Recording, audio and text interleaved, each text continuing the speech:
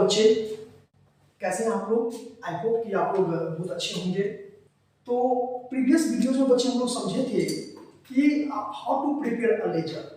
आप लेजर कैसे बनाते हो, एक सिंपल क्वेश्चन को लेकर के हम आपको लेजर समझाए हैं कि 4-5 ट्रांजेक्शन भी दिए थे। अभी के सेशन में बच्चे हम लोग लेजर टॉपिक ही है, लेकिन उसका जो एक दूसरा मतलब प्रारूप है, फॉर्मेट है, उसको हम लोग समझने की कोशिश करेंगे कि दूसरे ऐसे लेजर में जब इस तरह का बैलेंसेस गिवन हो तो आप लेजर को कैसे प्रिपेयर करोगे। हम सभी को जानते हैं कि लेजर को तैयार करना सिर्फ उसका एक ही ऑब्जेक्ट है, बैलेंस को फाइंड आउट करना है। तो अगर आपको प्रीवियस बैलेंस यानी पिछले साल का जो क्लोजिंग होता है वही नेक्स्ट ईयर क्या होता है, ओपनिंग होता है। तो when opening balance is given in the question, तो how to prepare a laser.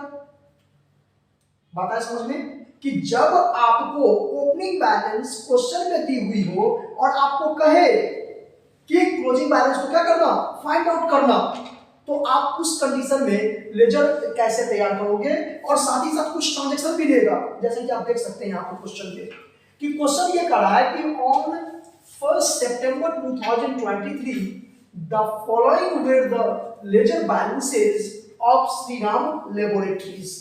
Shriram laboratories का आपको बैलेंस गिवन है, ये चारों जो है बैलेंस गिवन है।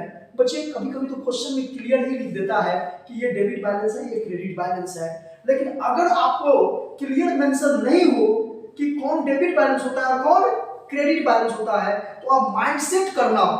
अकाउंटिंग में हम लोग क्या समझे कि बेसिकली चार ही होता है, एक होता है एसेट्स, दूसरा होता है लायबिलिटी, उसके बाद आप कह सकते हो इनकम। हालांकि इसका बैलेंस है जिसको तो ट्रांसफर कर दी जाती है, लेकिन फिर भी आप समझ लो अगर ठीक होगा तो फिर अगर पूछना तो क्या होगा। ये इनकम हुआ, इनकम में आपको अच्छा प्रॉफिट भी आ सकता है, गेन भी आ सकता है, ठीक है। उसके बाद एक ये होगा 2, 3 और चौथा में आप एक्सपेंसेस लॉसेस को भी शामिल कर सकते हो समझने के लिए।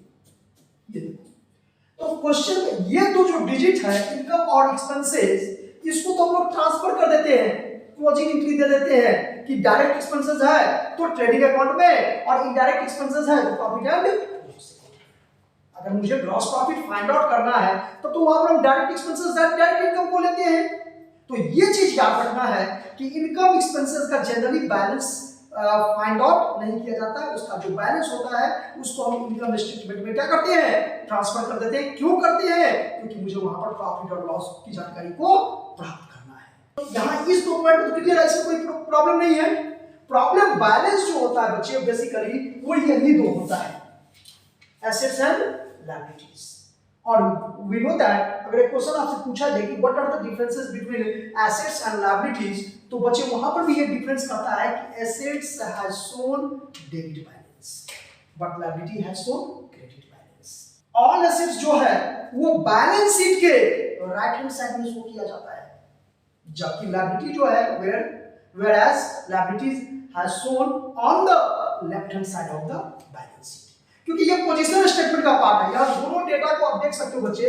ये जो है ये आपको इनकम स्टेटमेंट का है, जब हम फाइनेंशियल स्टेटमेंट बनाते हैं तो उसमें इनकम स्टेटमेंट होता है और income statement is the first part of the क्या, फाइनेंशियल स्टेटमेंट। इनकम स्टेटमेंट जो है वो फाइनेंशियल स्टेटमेंट का क्या है, फर्स्ट पार्ट है, जो मुझे इस चीज की जानकारी देती है कि आपने जो बिजनेस किए उस बिजनेस को करने से आपको प्रॉफिट हुआ कि लॉस हुआ। प्रॉफिट भी दो प्रकार का होता है भाई, एक होता है ग्रॉस प्रॉफिट, दूसरा क्या होता है net profit. Gross profit direct expenses direct income को लेकर के की जाती है, फाइंड आउट की जाती है, जबकि नेट प्रॉफिट जो है इनडायरेक्ट इनकम और इनडायरेक्ट एक्सपेंसेस को और वो जो जीपी ट्रांसफर होगा उसको भी ले लिया जाता है। तो ये चीज समझना है, इसीलिए इसको बैलेंस फाइंड आउट नहीं करते हैं, बैलेंस फाइंड आउट करते हैं एसेट्स और लायबिलिटी का। और एसेट्स कहता है हैज शोन डेबिट बैलेंस और लायबिलिटी हैज शोन क्या, क्रेडिट बैलेंस। तो इस बेसिक कॉन्सेप्ट को याद रखोगे, आपको कभी लेजर में कोई दिक्कत नहीं होगा। तो जब क्वेश्चन में आपको लिखा हुआ मिलेगा कि ये फर्नीचर है, ये लैंड है, ये बिल्डिंग है, ये मशीन है, ये कैश है, ये डेटर है, ये क्रेडिटर है, ठीक है, तो उस कंडीशन में आपको जज करना पड़ेगा कि ये एसेट्स है कि ये लायबिलिटी है। एसेट्स है तो डेबिट बैलेंस, लायबिलिटी है तो क्रेडिट बैलेंस। और डेबिट बैलेंस का मतलब ये हुआ कि जब आप उसका लेजर प्रिपेयर करोगे तो डेबिट जब भी लिखोगे आपको लेफ्ट हैंड साइड लिखोगे, टू बैलेंस बीटी। क्या लिखो बच्चे, टू बैलेंस बीडी, यानी ब्रॉट डाउन लिखेंगे, क्योंकि उस ब्रॉट डाउन के बेसिस पर ही मुझे कैरी डाउन को फाइंड आउट करना है। फिर कैरी डाउन से फिर क्या होगा, ब्रॉट डाउन। ये प्रोसेस तब तक चलता रहता है जब तक कि बिजनेस पूर्ण रूप से खत्म ना हो जाए, पूर्ण रूप से डूब ना जाए, पूर्ण रूप से बंद ना हो जाए। कोई मुझे गोइंग कंसर्न कॉन्सेप्ट कहता है, गोइंग कंसर्न कॉन्सेप्ट ये कहता है कि बिजनेसमैन का लाइफ तो क्या है, डिफिनिट है, बट बिजनेस का लाइफ क्या है, इनडिफिनिट है। ये मुझे गोइंग कंसर्न कॉन्सेप्ट बताता है, और उसी को फॉलो करते हुए सीडीबीडी ये तब तक चलता रहता है जब तक कि वो क्लियर ना हो जाए। तो इसी में एक क्वेश्चन हम लिए हैं, तो ये कॉन्सेप्ट याद रखना है, एसेट्स और liability. Assets has shown debit balance but liability has shown क्या, क्रेडिट बैलेंस। एसेट जो है सो डेबिट बैलेंस होता है, लायबिलिटी जो है वो क्रेडिट बैलेंस होता है। इसी बेसिस पर आपको इसी को ध्यान रखते हुए हम लोग क्वेश्चन को देखेंगे यहाँ पर कि करा है कि on 1 September 2023 the following were the ledger balances of Shriram trader Shriram laboratories. अब देखिए यहाँ पर हम इसीलिए बहुत सारे राइटर आपको क्या किए हैं कि वो क्लियर ही लिखे हैं कि कैश इन हैंड है मतलब कैश, कैश एट बैंक है मतलब बैंक, और कैश और बैंक बोथ आर क्या, एसेट्स। और चूंकि ये एसेट्स होगा तो कौन सा बैलेंस होगा, डेबिट बैलेंस होगा।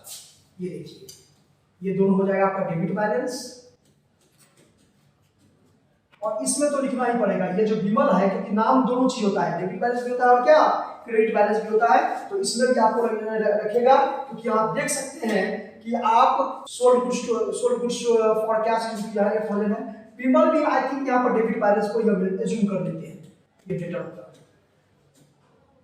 एक ट्रांजैक्शन हम लोग यहाँ पर बढ़ा देते हैं समझने के लिए, cash received from Vimal is ₹1000। अब देखोगे हम इसलिए लिखना पड़ा मुझे क्या, क्योंकि यहाँ विमल को जज करना था कि विमल डेबिट बैलेंस है कि क्रेडिट बैलेंस है, और चूंकि यहाँ पर सोल्ड गुड्स टू विमल है तो आप जज कर सकते हो कि विमल को आप बेच रहे हो, इसका मतलब विमल जो होगा डेबिट बैलेंस ही होगा। तो फिर इसको लिखने की आवश्यकता नहीं है, ट्रांजैक्शन है सोल्ड गुड्स टू विमल, और इसमें भी कोई दिक्कत नहीं है। यहाँ जब लिख लिए हैं तो इसमें भी कोई दिक्कत नहीं है, विमल से उतना पैसा क्या किए, रिसीव किए, ट्रांजैक्शन है।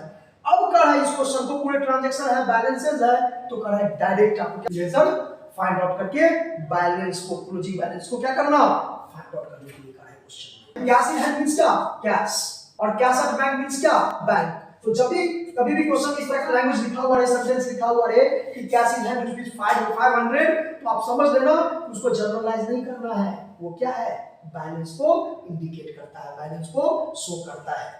तो अब यहाँ पर जब हम लेजर बनाएंगे तो सबसे पहला किसका लेजर बनाएंगे, तो यहाँ तो ट्रांजैक्शन तो ये करा है, लेकिन बैलेंस में सबसे पहला किसका दिया हुआ है, कैश, तो हम कैश का सबसे पहले बैलेंस पर लेजर बनाएंगे। और चूंकि कैश का लेजर बनाएंगे तो कैश का कौन सा बैलेंस होता है, डेबिट। क्यों डेबिट होता है, क्योंकि कैश क्या है, एसेट्स है। तो देखते हैं इसमें कैश का लेजर हम लोग बनाएंगे, बच्चे यहाँ पर सबसे पहले कैश का बनाएंगे। यहाँ पर कैश का कैश अकाउंट लिखेंगे ऊपर में, और इसलिए ज्यादा डिटेल लिखना है तो यहाँ पर ये लिख दीजिए लेजर, क्योंकि आप लेजर बना रहे हो। सबसे पहले लेजर लिख दीजिए, in the books of Shriram laboratories. ये ऐसे लिख देंगे, होगा ये बेटर रहेगा, क्योंकि हम लेजर बना रहे हैं, लेजर लिख देंगे यहाँ पर। अब कौन सा लेजर बना रहे हैं, तो सबसे पहले हम कैश अकाउंट बना रहे हैं, कैश अकाउंट यहाँ पर लिख देंगे। क्योंकि आप हम सभी को पता है लेजर का फॉर्मेट ये इस तरह से हो जाएगा। यहाँ पर राइट में क्रेडिट साइड लिखेंगे, लेफ्ट में डेबिट साइड लिखेंगे, और ये date particular JF amount, date particular JF amount, इस तरह से हो जाएगा। इसका साइन दे दीजिए यहाँ पर भी दे दीजिए। अब यहाँ पर है 2 का साइन और यहाँ पर है पाई, ये फॉर्मेट है मेरा, इतना तो आपको लिखना पड़ेगा इनिशियल स्टेज में।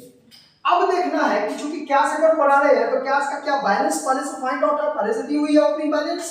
तो अब यहाँ पर यही कॉन्सेप्ट समझना है कि डेबिट बैलेंस होगा डेबिट में लिखेंगे, क्रेडिट बैलेंस होगा क्रेडिट में लिखेंगे, लेकिन वो बीडी लिखेंगे। क्या लिखेंगे, बीडी, ब्रॉट डाउन, क्योंकि स्टार्टिंग 1 सितंबर को लिखा हुआ था क्वेश्चन में। तो यहाँ पर एक लैंग्वेज लिख दीजिए, टू बैलेंस बीडी 500 कर दीजिए। अब इसके बाद जो ट्रांजैक्शन है उस ट्रांजैक्शन को मुझे देखना पड़ेगा कि क्या ट्रांजैक्शन है। ये देखिए कैश का बैलेंस कितना था 500, तो 500 हम डेबिट साइड में लिख दिए। उसके बाद है सोल्ड गुड्स फॉर कैश, तो कैश टू सेल्स। आराम से आपको कुछ यहाँ नहीं, यहीं पर आपको जो है समझ में आ जाएगा। अगर मान लो ये डेबिट है और ये क्या है क्रेडिट है, टू बैलेंस बीडी में हम क्या लिख दिए यहाँ पर, ये देखिए 500 टू बैलेंस बीडी है, तो यहाँ पर क्या है ये बैलेंस हम यहाँ पर डेबिट में समझा कुछ इस तरह समझाने की कोशिश कर रहे हैं। आई होप कि आपको ये अच्छा तरीका है, सॉफ्टवेयर तरीका है, समझ में आ जाएगा। तो कैश बैलेंस डेबिट था कितना, ये देखिए 500 डेबिट था, 500 डेबिट में कर दिए। सोल्ड गुड्स फॉर कैश, तो कैश टू सेल्स डेबिट में हो जाएगा कितना से 8000 से, कैश अकाउंट दिया टू सेल्स अकाउंट। तीसरा है sold goods to B mall, ये कोई इफेक्ट नहीं डालेगा, cash deposited into bank, cash goes out. जब कभी भी पैसा हम जमा करते हैं तो कैश क्या होता है, जा रहा है बैंक में ना, तो कैश गोज आउट यानी क्रेडिट हो जाएगा ये। तो क्रेडिट कितना से हो जाएगा 1000 से, और फिर उसके बाद हम क्या करेंगे यहाँ पर रेंट पेड किया 1000, इसमें भी पेमेंट हो रहा है, यानी कैश को तो कैश रिजर्व से बनना बहुत इजी है। आपको उसमें दो ही पॉइंट कॉन्सेप्ट में रखना है, रिसीप्ट और पेमेंट। रिसीप्ट रहेगा लेफ्ट में और पेमेंट रहेगा तो राइट में। तो यहाँ पेमेंट कर रहे हैं, कितना पेमेंट कर रहे हैं 1000, फिर कर रहे हैं रिसीव कर रहे हैं कैश रिसीव फ्रॉम विमल, तो कैश रिसीव फ्रॉम विमल कितना 1000, तो 1000 यहाँ हो जाएगा। क्योंकि बैलेंस क्या समझाए थे कॉन्सेप्ट कि पहले टोटल कर दीजिए, तो आप इसका टोटल कितना हो रहा है 9500 और इसका टोटल हो जाएगा क्या 2000। इस तरह से जो सीडी आएगा वो कितना हो जाएगा 7500 क्लोजिंग डेट में, और यही सीडी अगले डेट में क्या हो जाएगा बीडी हो जाएगा। तो इसी को हमको कैश बुक में क्या करना है पुट करना है वैल्यू को। तो मेरा मकसद था इस वीडियो में यही समझाना कि आप जब इस तरह का बैलेंस दी हुई रहेगी तो उस बैलेंस को आप कैसे लेजर अकाउंट में लिखोगे। तो आई होप कि बच्चे आप लोगों को ये समझ में आया होगा। आई होप कि बच्चे आप लोगों को समझ में आया होगा। Thank you all of you, आज के सेशन के लिए इतना ही।